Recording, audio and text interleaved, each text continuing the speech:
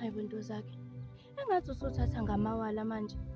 Uyakhohlwa yini ukuthi mina ngisasalelwe iminyaka emibili yonke ukuthi ngiqede umatriculate njengoba nawe wakho uzowuqeda kulo nyaka uma kuwukuthi uyaphumelela? Nomalanga.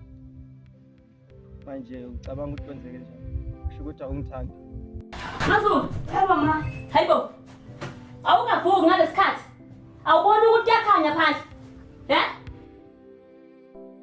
Ewe makhosikazi, iyakhethu indoda makhosikazi.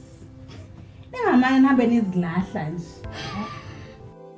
Akukho la ngikho nzima khona. Uyangibona ngicwile otshwaleni nginjani namhlanje. Ile ndoda engiganile. Ayingisizi ngalutho nje. Mina ngumfazi la kwami, ngiyakutshela ngumfazi la kwami mina. Mina ngagada, ngashada emini kwapha. Ngumfazi ngasale ngenyongo mina. Ngumfazi lekhaya.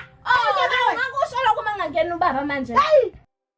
Hawu uze ungalingi ungitshele lo nsambathe angifuni nakuzwa nje ngalezi zami indlebe.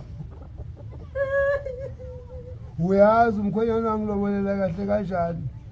Mama ngihlulekile mina ementweni. Mama la ekhaya ngaphuma ngeziyalo zakho ngiyavuma. Inyathi buzwa kwabaphambili mama ngangibuzile. Mama wawushilo wathi lapha ngiyakhona kukamfazi onke mama inkosi impela ngizibonele kukampunzi ehlemini. Mama wawushilo wathi sibuya ementweni silihlazo kodwa mama nawe uyaza kukhogeza la solisinga. Mama ngiyancinzwa ngithathwa yinto bengimenzela yonke into umnyeni nami ngisho nabomndeni imbala yaqala yangikhuluphalela inkulubekazi ngoyibanjelwa ubani ngaqala ngahlangana nezimbila zithutha